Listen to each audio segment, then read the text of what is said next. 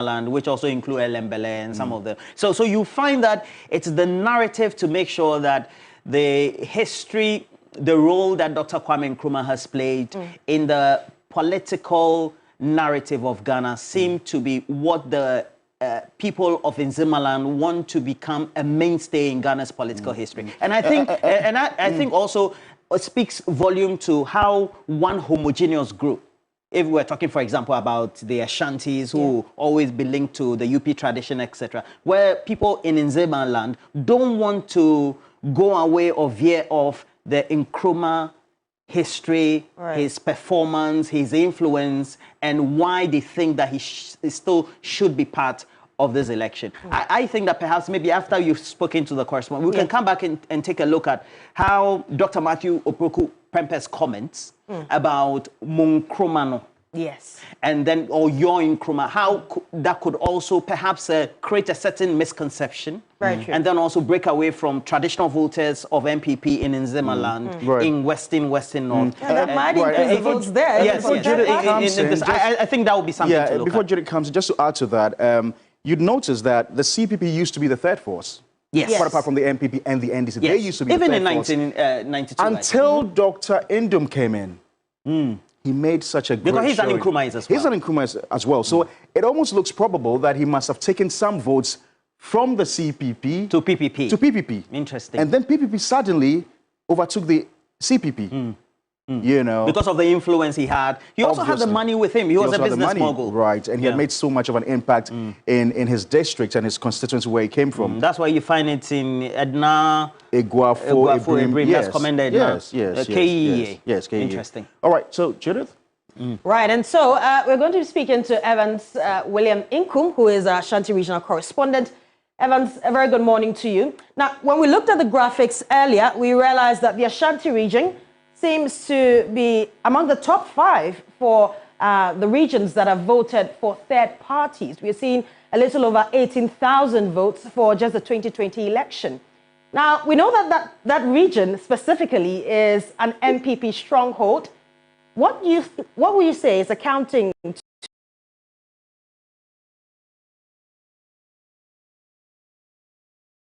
to the number of votes for third parties in that region?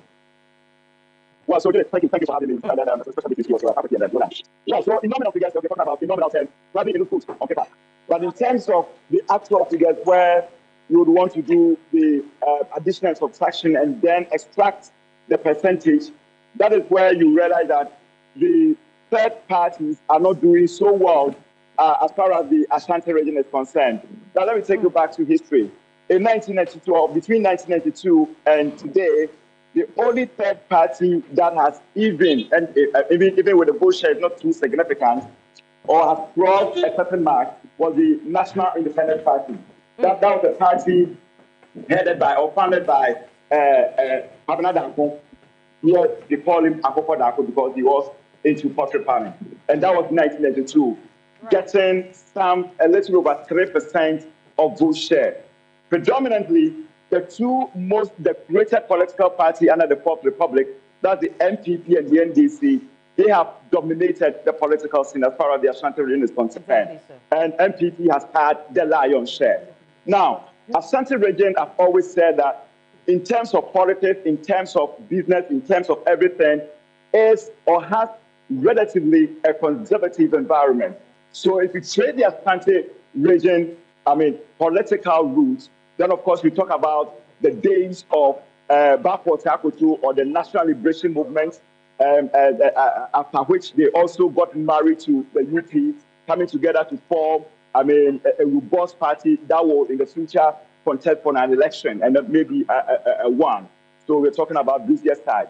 But Ashanti region, most of the people here, like I said, trace their roots to the UP, and they have voted on that particular line. Look, if a true member or a true believer of the UP or MPP says that, well, I am angry, I am dissatisfied, so I'm not going to vote, or, well, I am going to show my anger through voting, the person perhaps will decide not to even vote at all. But for somebody to draw from the MPP, a true a believer of UP, a true believer of the MPP, to cross from that political party and vote for any other political party is something that is very rare as far as the Ashanti region is concerned. And for those who also believe in the, tenets of the NDC, of course, they also told that line. So if you look at 92 and from 92 till now, you will only see some level of duopoly, political duopoly, that is between the MPP and the NDC. But Tando, let me just run by you so that our viewers will have a better appreciation of all that I'm saying, because these are some of the, fact that we are also getting from political pundits like Professor Samuel Edujenfi, the likes of Dr. Samuel Esriye, and then Dr. Amachi Boatin, who have been studying the political environment, and they've also been sharing with us. Now, if you look at the data, in 1992, the MPP had 60.54%. Even at the time that you will say that we are beginning a new republic, transiting from PNDC to democracy. The MPP had 60.54%. The NDC had 32.87%. And that was the time Akufo Danko or Kwabena Danko performed. He had 3.55%. That was in 1992. In 1996, MPP in the Ashanti region had 65.80%. The NDC had 32.79%. Now, guess what?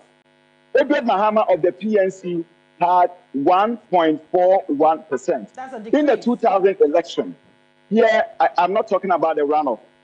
The MPP under Kufuor had 74.80%. Of course, that was the first time Kufuor was winning the election.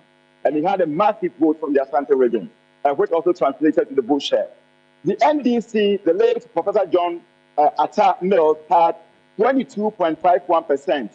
PNC, again, had 1.24%. So it could not even cross, the PNC could not even cross to even a 2% mark.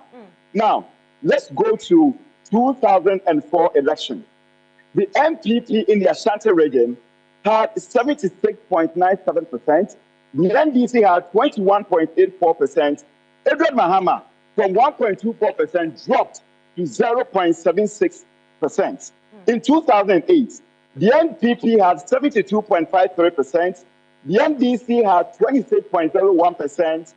Papa Kwesi Nkrumah came into the picture as the flag bearer of the CPP. He had 0.71%. Further decreasing. In the 2012 election, the MPP had 70.86%. John Dramani Mahama of the NDC had 28.35%.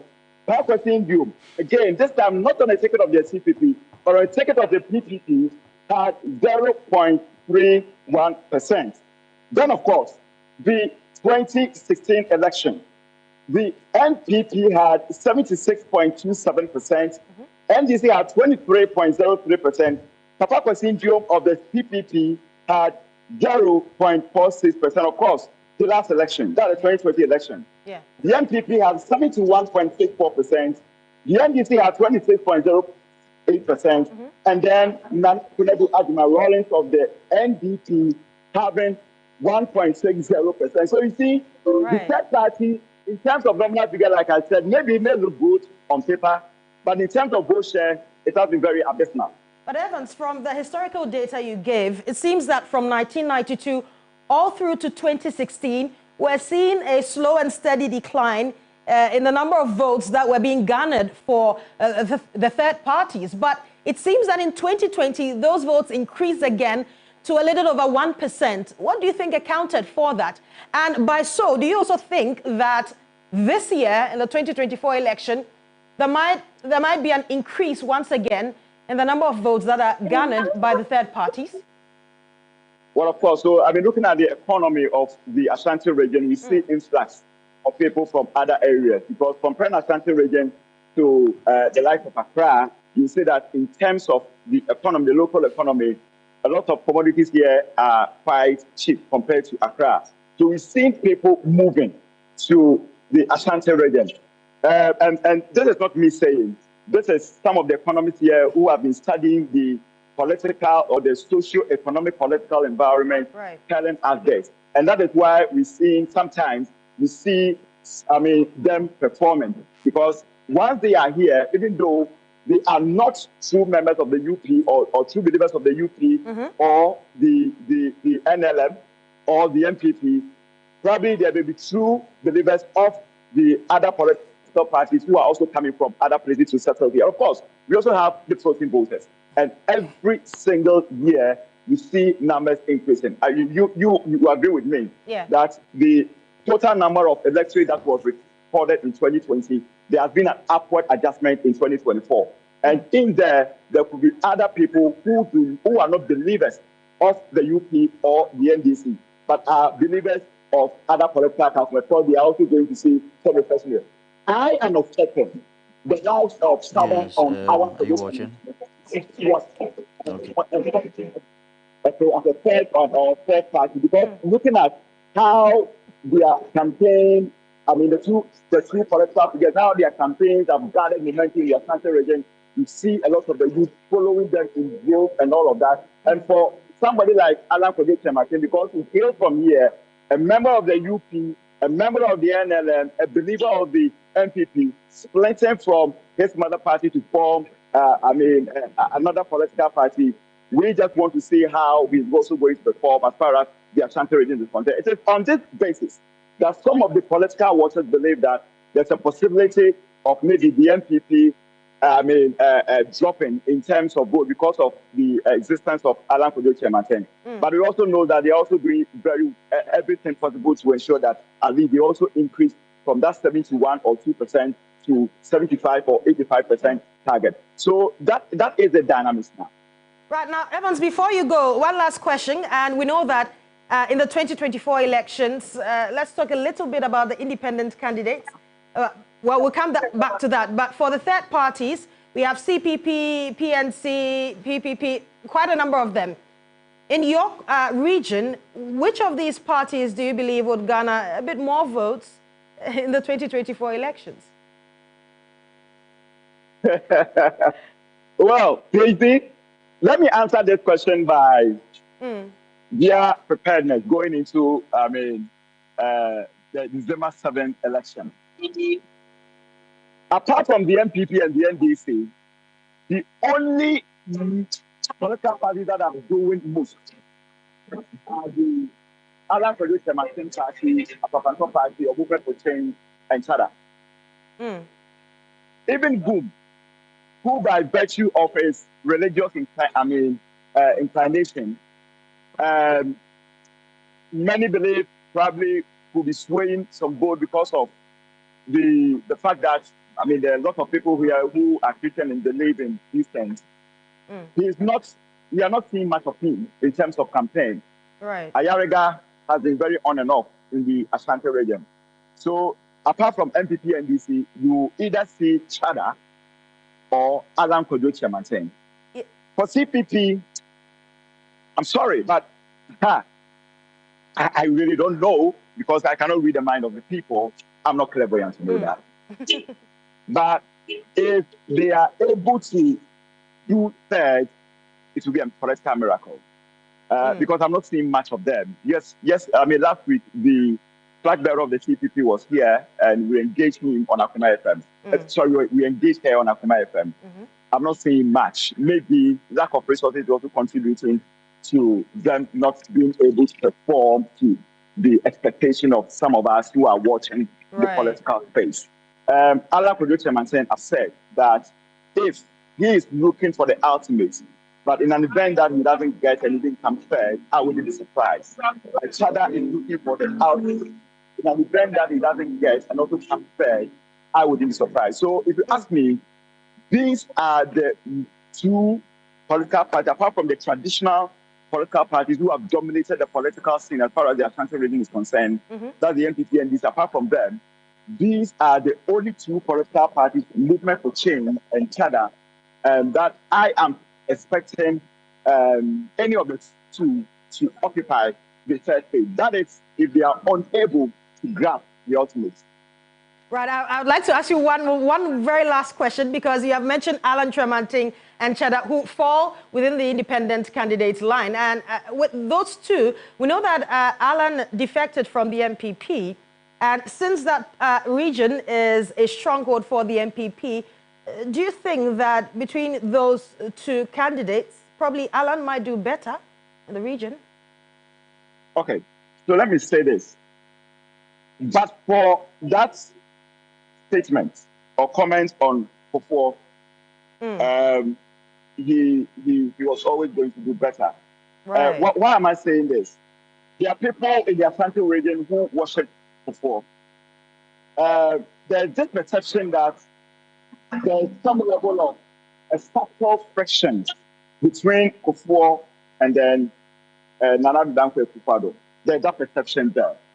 So I know a lot of people who are following Alan Kojo-Kyerematen who are worshippers, literally, worshippers of John Ajikun Kufuor. Now, after that particular comment, there were concerns from some of them that, well, like, you've attacked our papa and all of that. I don't know. I cannot say for sure whether they are so hurt that it is going to reflect on their votes. I don't know. I cannot say that for sure because the social scientists will tell you that human beings are unpredictable. Maybe in the open, there was a comment, but maybe in their closet, probably they might have, sort things out because just last Sunday, during 18th climax of the Sergeant War, and of course the return of Sergeant Mike Pepper from the Shield, His Excellency, the former President John Ajikun Kufuor was around, and I saw him with Alan Kojo-Kyerematen. So maybe they might have some issues. I mean, this is politics. I mean, the people of politics, anything at all can happen. So maybe we've been able to resolve their issues. If that has happened, then you will still have those people supporting him. Otherwise, it is going to be a big blow on his performance in the Ashanti region, if you ask me. Well, many thanks for your time. That's my colleague, William Evans Inkum. He has been joining us with the dynamics from the Ashanti region. As regards to the third parties and independent candidates, you've seen the graphs for yourself, how they perform in the Ashanti region, specifically the third parties. Well, Roland and Papa, he made a very interesting comment with regards to Alan Kyerematen. He says previously he was leading with regards to the votes for that place or that region in the 2024 elections, but he says that since that Kufuor comment, there might be a reduction in his votes. What do you think? Well, I mean, there are many people who think that what Alan's response to former President Kufuor was needless. I mean, he should have just kept quiet and not necessarily have responded to what Kufuor said. I mean, his endorsement, this was not even tacit, his endorsement of Dr. Bawumia, so it may or may not have any implications or impact on his votes. But I think Evans was quite clear in his analysis that, listen, the Ashanti region, they are very loyal people. Yeah. They trace their antecedents, to the UP tradition, the NLM, we know the Bafwa Koto factor, even the President Kufuor factor, even the Asante Hene factor, So it's big, it's big. Has a lot of influence. Yes. I think that before you go here, then the question I would want you to take a critical look at, and then also trying to interpret what the data is whether the personalities tend to have influence on voters in the Ashanti region and then other regions as well. Because we talked about Dr. Kwame Nkrumah, his influence not only nationally but also in Zimmerland, the Western region. I think for the Ashanti region, I think it's about the party. I really think it's about the party, not individuals. It's about the party. And that's why we fear that, as much as Alan Kyerematen is from the Ashanti region, he may not be able to make that particular impact, as an individual, as his brand, as an individual who's transited from the NPP to form his own political party. And as Ivan said, if the Ashanti region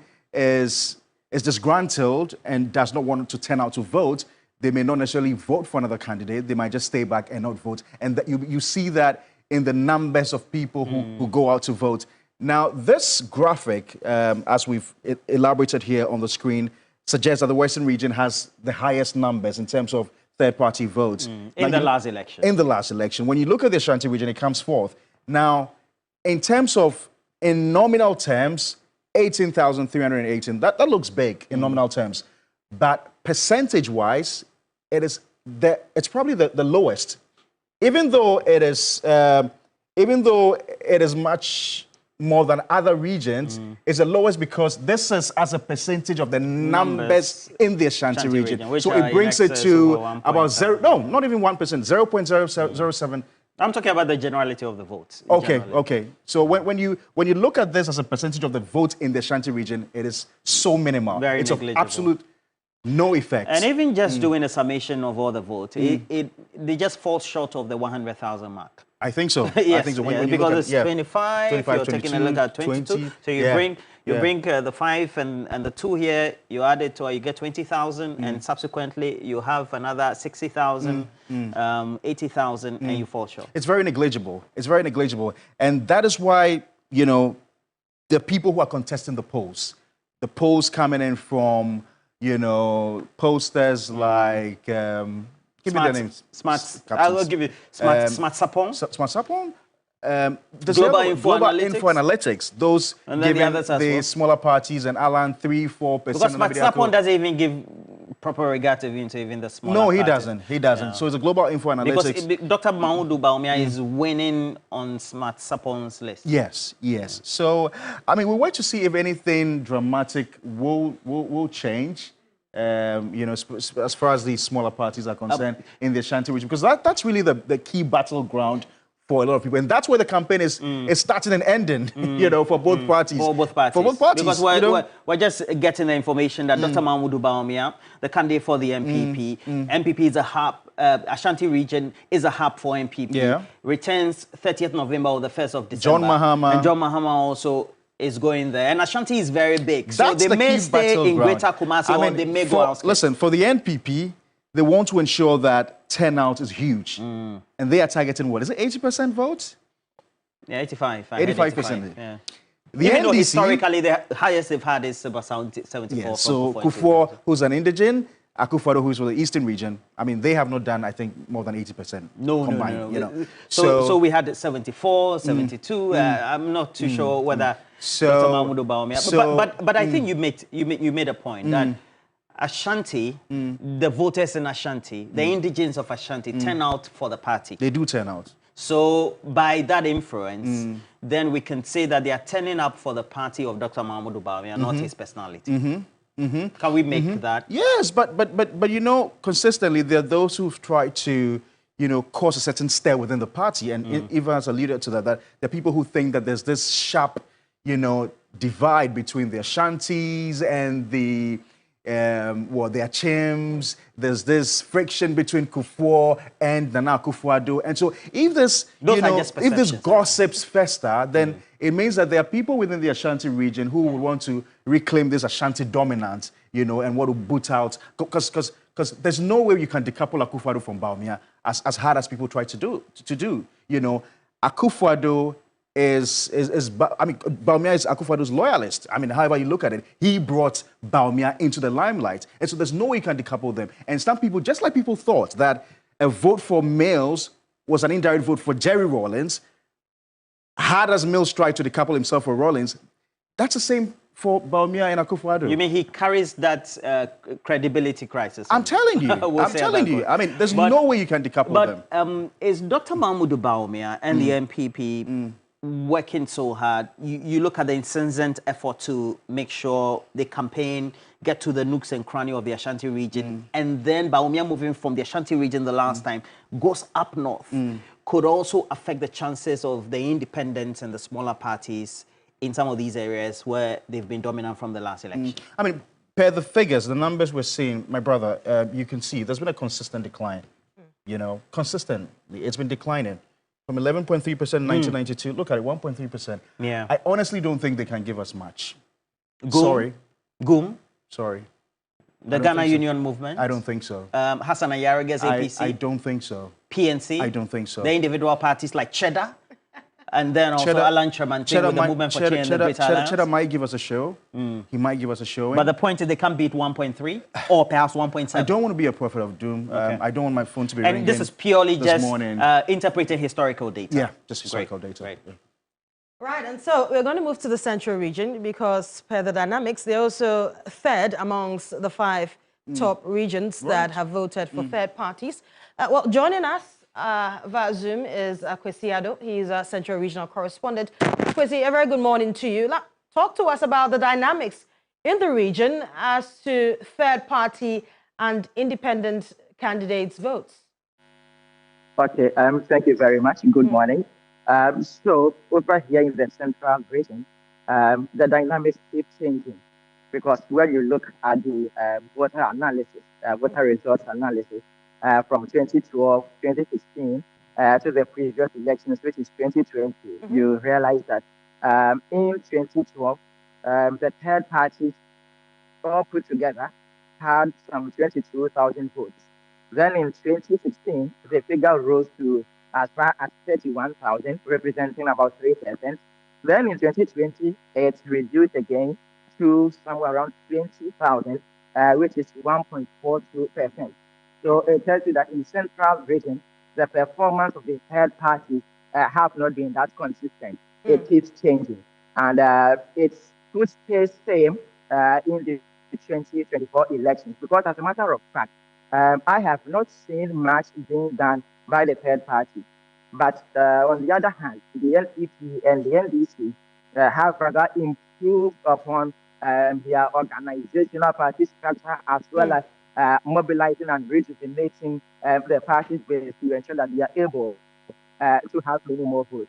Here in the central region, John Dramani Mahama has visited the region for about 3 times.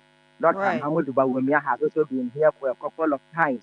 And then quite recently, we also had the NDC running mate, Jenan Lokokwajiman visiting. And just about yesterday, the second lady, Samira Bawumia, was also here touring some parts of the region. But for the third parties, I have seen Alan Chemantin visiting there just for about once, and then Shada was also doing once. For the others, I have not seen any of them visiting the region. Neither have I also seen any of them or their parties or representatives embarking on any vigorous campaign activities here in the central gate. And then again, Alan Tremanting as well as Nana Kwame Bediako, also known as Cheddar, fall within the independent candidates. So you're saying that for the third parties that are CPP, PNC, and the others, none of them have been to your region yet to campaign. Is that what you're saying? Yes, exactly so. And even on the part of GUM, that is Ghana Union Movement, which candidates used to have some sort of, presence here in the region in the previous elections, which is 2020. This time around, his presence is not felt. In 2020, I know that he had a couple of offices in the various constituencies, but this time around, you move about and then you don't find him anywhere. Alan Kojo-Chemantin, who is an independent candidate, tried setting up offices in the region. But anytime you visit those offices, they are locked and the environment looks as if nobody has been there for a very long time. And one of the dynamics also is that in 2016, when the third parties performed much better, it was as a result of the presence of the PPP's candidates. That is Dr. Papa Kwesi Indium, because you realize he was able to, get an appreciable number of votes compared to what he had in the previous year. Would you say it's because of his ethnicity, the fact that he is from the central region, that he was able to garner that amount of votes in 2016? Exactly so. That played out. And also, he had hired a number of investments. And so at the time, his bank was running. And he has almost an agency in every constituency. And so he also had a number of people he had employed, and so it also contributed to him getting that number of votes. So yes, his ethnic background played out in that as well as the investments he had made in this particular region and the number of people he's been able to employ. Well, you say that the independent candidates as well as the third parties are not doing too well with regards to the campaign towards December 7, 2024. But, you know, there's this new wind blowing. You could say the Gen Zs are calling for a new phase with regards to presidential elections. They've seen what the NPP has done over the years. They've seen what the NDC has done over the years. Some of them believe that we need a new face. We need someone new who has not run the country before. Do you get that same sense in the central region? And with that, I'm talking about probably Alan Tremanting and then Cheddar, who seem to be the two new faces to this entire presidential race. Okay, so on that aspect, based on conversations I personally had with a couple of the youth here in the region some months back, when these two candidates showed up in the race, they seemed, at the time, they seemed to be appealing to the youth, especially Cheddar. His campaign messages were resonating well with the youth. But you know, when it comes to elections also, people would want to have that kind of connection with the candidate they are voting for. They may want to see you, they may want to, see you in person. It also counts. But with a few days ahead of the elections, when you have the conversations with the youth, it looks as if they are losing hope and they are thinking, oh, these people, you don't think they can win the elections. And so it is even possible for the youth who are rooting for Alan and then Cheddar to even depart from them and then go back to their, NTP and then NDC. So generally, what you're saying is that you're seeing a further decline in votes for both independent candidates and third parties come December 7. Is that what you're saying? Yeah, it may occur so have run their campaign as against what the independent candidates as well as the third parties have been doing here in the region. Ryan, many thanks for your time and for joining us. That is Akwesi Ado. He is from the Central region. He has been talking to us about really the dynamics there and what really we are expecting to see as regards to the third-party votes and votes for independent candidates. He is saying that he believes that they would see a reduction in votes for both third parties and independent candidates because they have not really been campaigning too well in the region. And so we're yet to see really what will be the result come December 7, 2024. But yes, Roland and... Well, quite interesting revelations in there. Yeah. Also speaks volumes about what people's perceptions are, what they want to do, and then also the decisions they have to make at the day they go to make that decision in terms of who they want to vote for. And Roland, you know, hearing from our reporters from Evans in the Ashanti region and from the reporter just spoke from the from the Central region, I mean, I wonder, I started to ask myself what these smaller parties really want.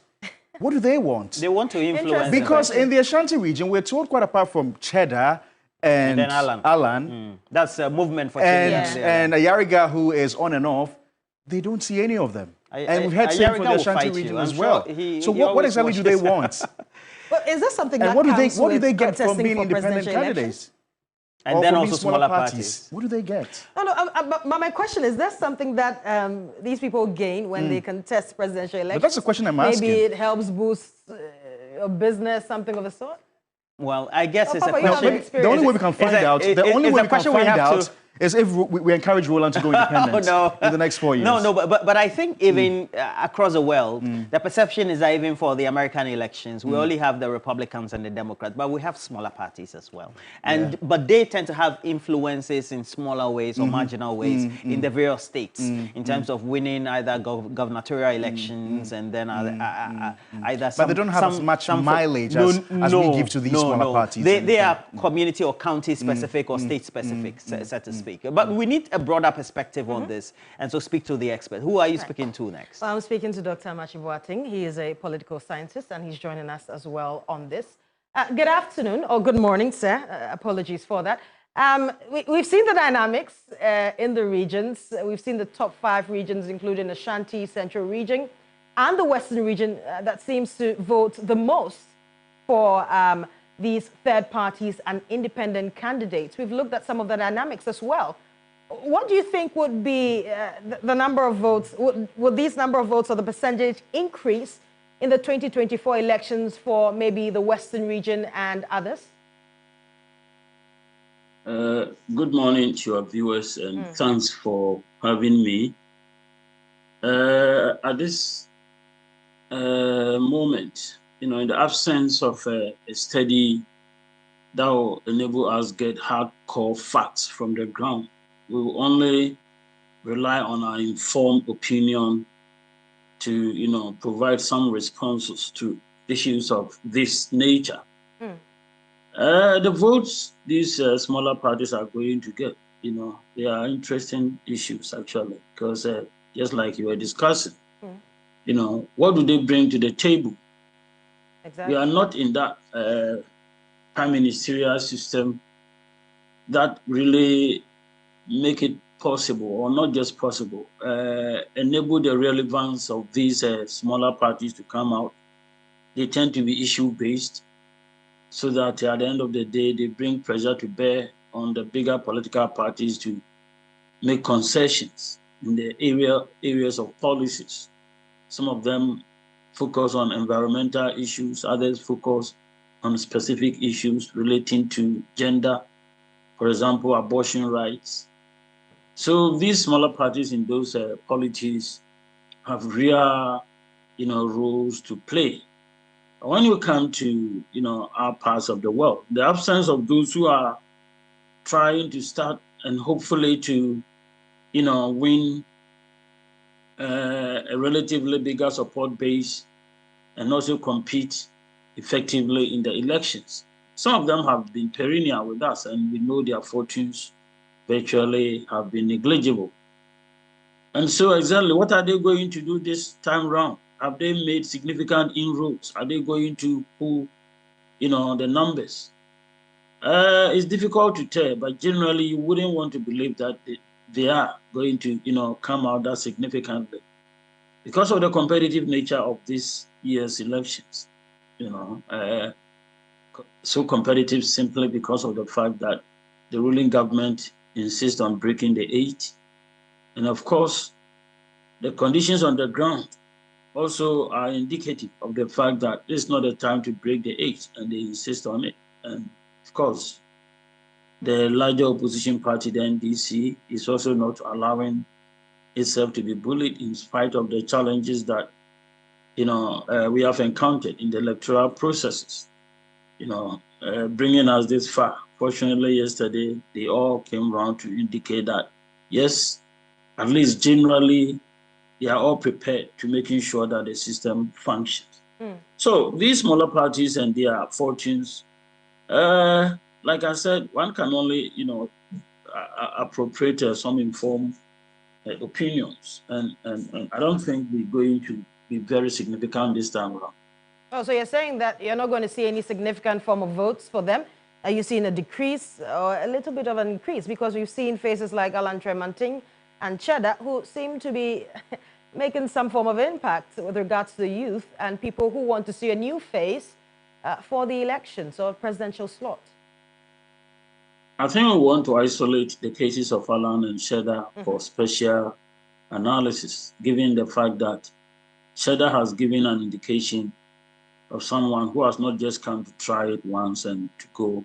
He is here to stay.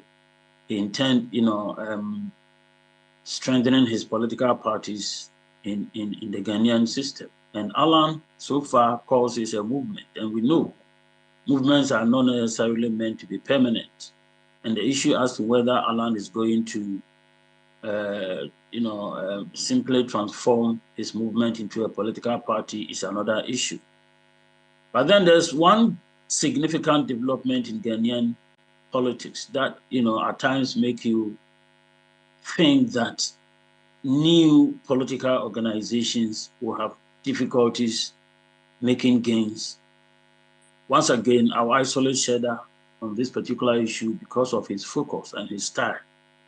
I don't expect Alan's movement, if it is transformed into a political party, to really become successful because of what I'm going to, if you like, the discussions I'm going to make and the particular analysis. My understanding of Ghanaian politics from the time of the preparation towards independence through independence to date is that you have a very good reason to say that the parties that are doing well today are grounded in the cultural traditions of particular ethnic groups. And so they have become sort of a part and parcel of the elements that give those people their identities. And identity issues in political science are crucial issues. People take them seriously. They live with it. They go by it. And so you see the MPP tradition and where their strongholds have been from the time of independence to date. Initially, Ashanti region, for example, voted in support of Kwame Nkrumah. The first two elections, 51 and 54, Ashanti region voted in support of Kwame Nkrumah. And then, the way I put it, Nkrumah made the ultimate mistake. And so Ashanti broke apart. And from that time, Nkrumah had no peace until he had to leave. And so that party has come, the Dankwa Buzia and the Ad Dombo. It's only Nanado who has constantly been adding Dombo. You go into the literature, they don't even add Dombo. They say Dankwa Buzia. They are struggling to add Dombo. So it has been Dankwa Buzia, strengthening themselves and finding their support base in a particular ethnic groups. And this is there for all to see. You look at the NDC, it is also here because it has found relevance in the cultural tradition of a particular group of Ghanaians. I don't expect Alan to be able to make such inroads. Shade's case might not necessarily fall within an ethnic group, but also he might appeal like he has already been doing. He's appealing to the youth. And that is very significant, a significant segment of the people of this country, and the youth constituting a body in themselves. If he's able to endear himself to them and make sort of a match his strategies and then his policies, his manifestos, his aspirations to suit their own understanding, their hopes and aspirations for this country, then Shada will be able to make significant inroads and possibly be counted in contention. Right, Doc. But for now, all the other small parties, I think are to be analyzed in their own way. I think they know why they are there, and they know what they have been doing, what they gain, and so on and so forth. Now, Doc, briefly before you go, when we did the analysis here, we sort of came to the conclusion that most of these third parties are being heavily influenced by the two major parties being the MPP and the NDC. And for one, we've seen that the PNC, chaired by Awingabit, has already declared its stance to, vote massively for the NDC. We don't know how many people that that party carries and what the significant effect will be on the NDC. But why is that the trend, if I may ask? The political parties have actually been, playing significant games within the political system. And they think that these smaller parties might be able to help them, especially at IPAC, where they count heads. And I like to believe that they have been using that over the years. Otherwise, the Electoral Commission could have shipped them out of place, Right. If we were to really zero into the conditions that should prevail for a political party to be in existence, going around the constituencies, the districts, their physical spaces that should be there with people manning them, I think some of them would definitely be found wanting if you zero in rigidly to do that. But somehow, the accommodation by the Electoral Commission is one thing. I don't understand it. And then, like you said, the political parties actually themselves, I like to believe, provide support for these, parties to, go ahead and get their way. Maybe specifically in IPAC.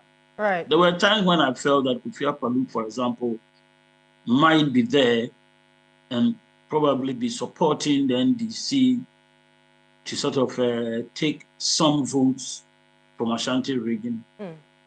But then I changed this understanding of mine recently, given some pronouncements he made at IPAC and a new posture of him that I think I've observed.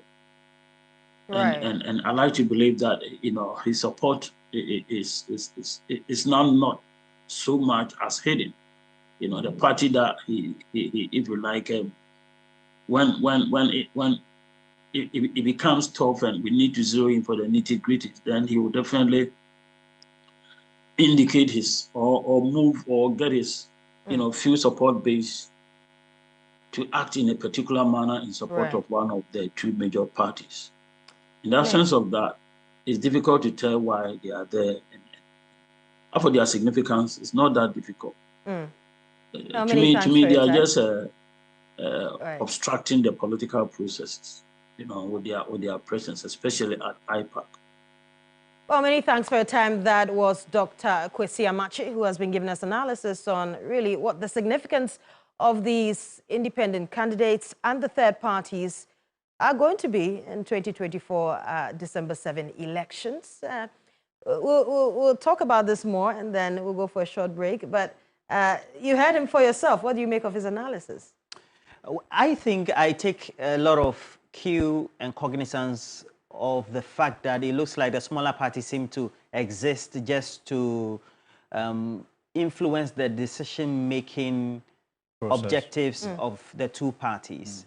And even that one, it depends on which of the parties are in power and which of the smaller parties. So, for example, the PNC just over the last 2 days, as cited by Kwesi, they have backed the NDC and John Dramani Mahama. It means that if the NDC comes to power, certainly you know that the larger body of the PNC will be supporting the NDC, John Dramani Mahama and his government. But mind you, we've had the Kufuor administration appointing individuals like Moses Daniba, a number of individuals who are also key members and influencing people in the PNC.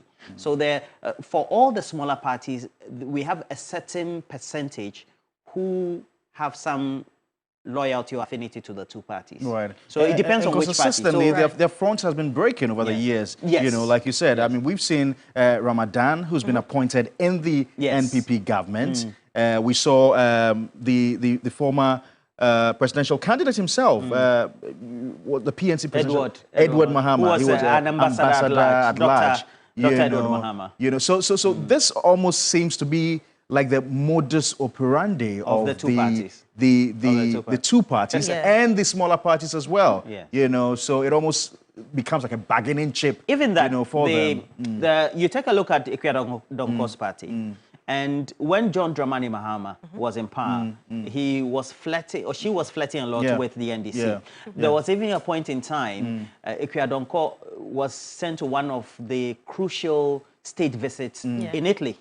Where they even visited, was it a tomato factory or something? And she was holding the brochure even upside down. So you could clearly see that even though she couldn't read and write, she wanted to present that. But touch wood, when the NPP, Nana Dankwe Akufo-Addo, Dr. Mahmoud Bawumia, post-2016 were elected, you could clearly see that she had switched the narrative and then was communicating. So they're gradually becoming opportunists.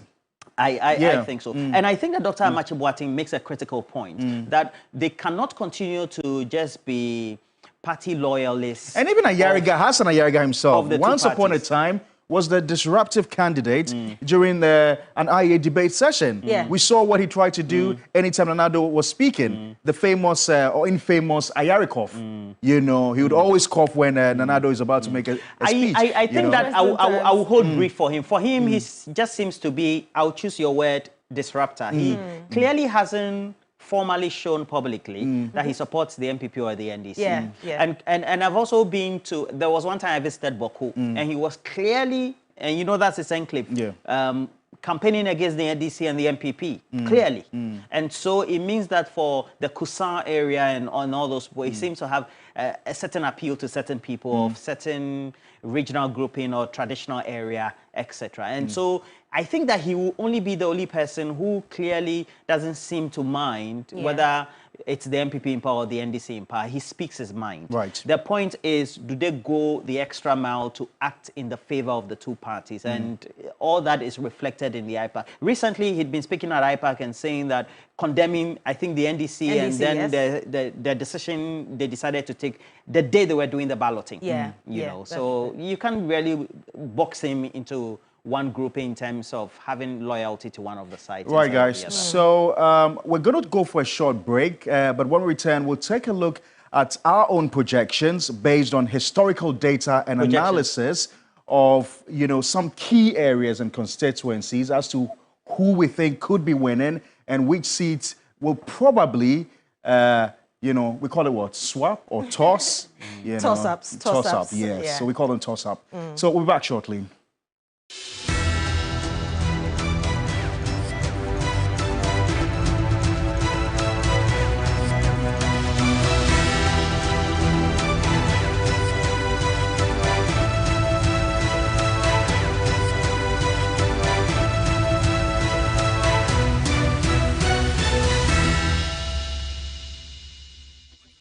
One bucket of flamingo paint,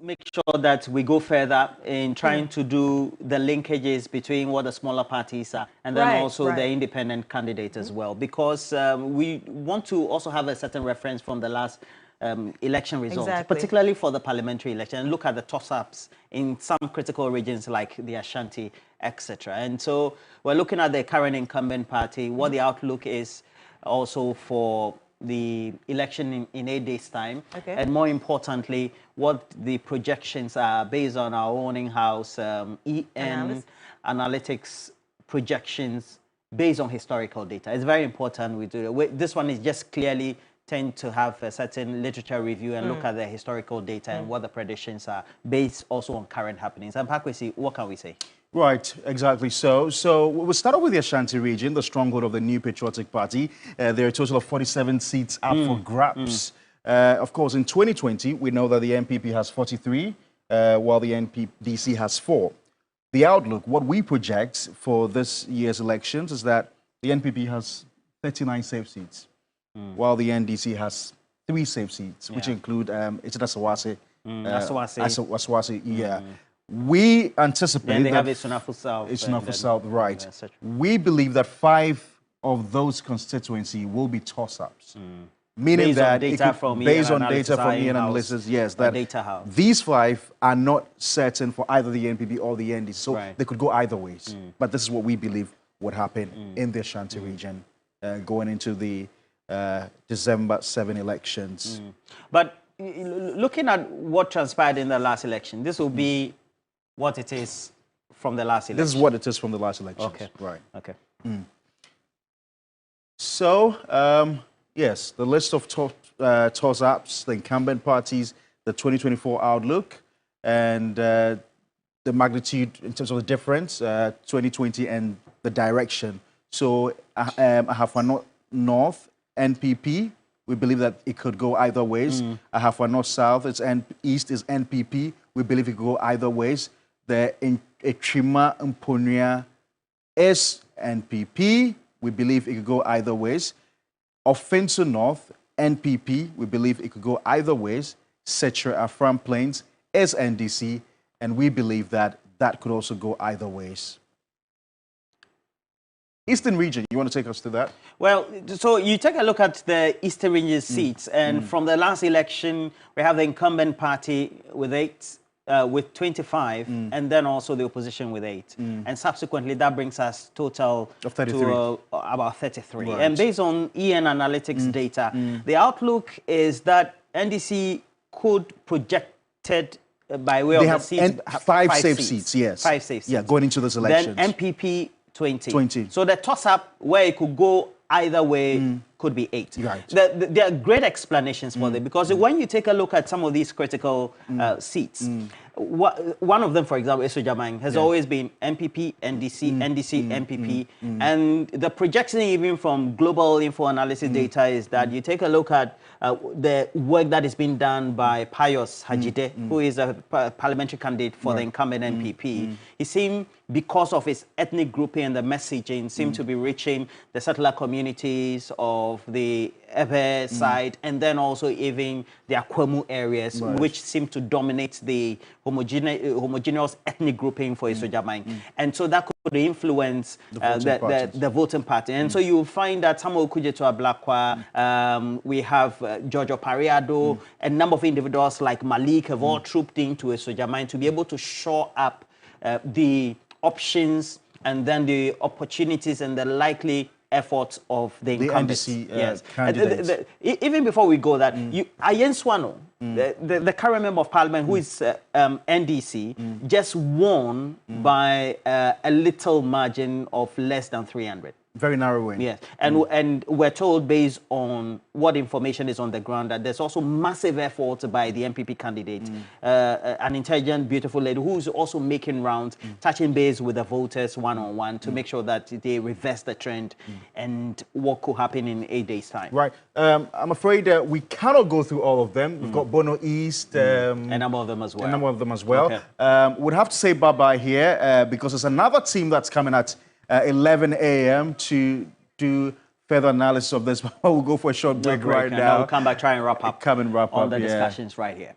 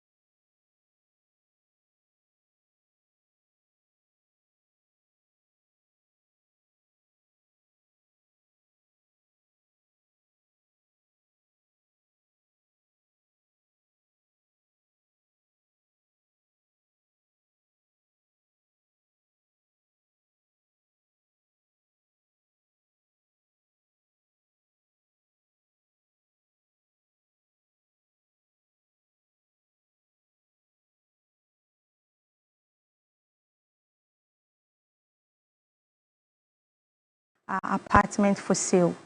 We have studio apartments, 1 to 3 bedroom apartments. We have an ocean view penthouse apartment for sale. Okay.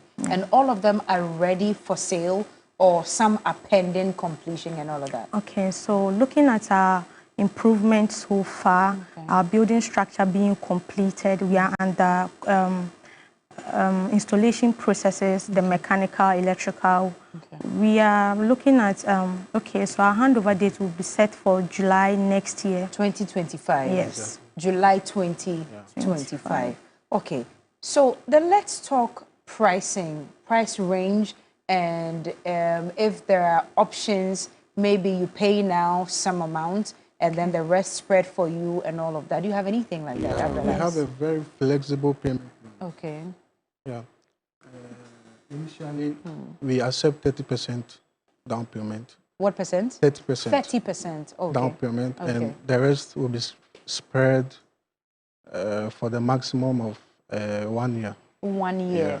So 30% down payment, Latifa, and then the rest spread over a period of 12 months. Yeah, exactly. So please, to add to that, I would say our prices are more suitable